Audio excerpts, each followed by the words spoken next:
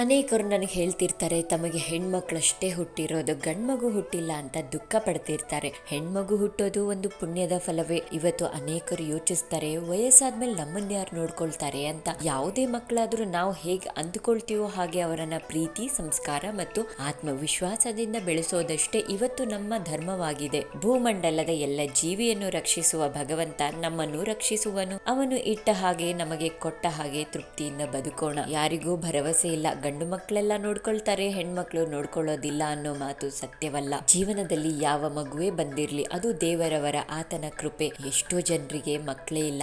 ಮಕ್ಕಳನ್ನ ಹೊಂದಿರುವ ನಾವು ಅಸಮಾಧಾನ, ಹೋಲಿಕೆ, ಬೇಜಾರಿಲ್ದೆ ಇದು ದೇವರ ಪ್ರಸಾದ ಅಂತ ಸ್ವೀಕರಿಸಬೇಕು. ಒಮ್ಮೆ ದಶರಥ ಮಹಾರಾಜರು ಶ್ರೀರಾಮಚಂದ್ರನ ತಂದೆಯೇ ಮಿಥಿಲಾ ದೇಶಕ್ಕೆ ಜನಕ ಮಹಾರಾಜರ ಬಳಿಗೆ ಹೋದರು. ಅವರು ಎಷ್ಟೇ ದೊಡ್ಡ ರಾಜರಾಗಿದ್ದರೂ ಅತ್ಯಂತ ವಿನಯದಿಂದ ಹೇಳಿದರು, ನಾನು ಎಷ್ಟೇ ಶ್ರೇಷ್ಠ ರಾಜನಾದರೂ ನನ್ನ ಮಗನ ಜೀವನದ ಪುಣ್ಯಕ್ಕಾಗಿ ಇಂದು ನಿಮ್ಮ ಬಾಗಿಲಿಗೆ ಕೈ ಚಾಚುತ್ತಿದ್ದೇನೆ. ನಿಮ್ಮ ಮನೆಯ ಮಹಾಲಕ್ಷ್ಮಿಯನ್ನು, ಸೀತೆಯನ್ನು ನಮ್ಮ ಮನೆಗೆ ಕಳುಹಿಸುವಿರಾ? ಅದು ನಮ್ಮ ಪೀಳಿಗೆಯ ಪರಮ ಭಾಗ್ಯ.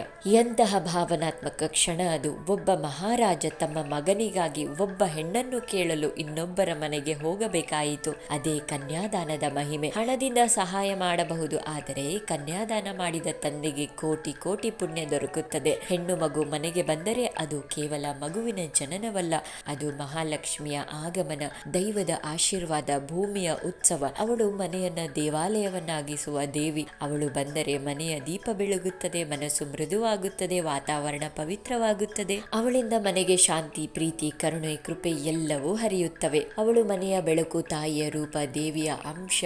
ಹೀಗಾಗಿ ಒಂದು ಹೆಣ್ಣು ಮಗು ಜನಿಸಿದ್ರೆ ತಲೆ ತಗ್ಗಿಸದೆ ತಲೆ ಎತ್ತಿ ಹೆಮ್ಮೆಯಿಂದ ಹೇಳಿ, ನಮ್ಮ ಮನೆಗೆ ದೇವಿ ಬಂದಿದ್ದಾಳೆ ಎಂದು. ಹರೇ ಕೃಷ್ಣ.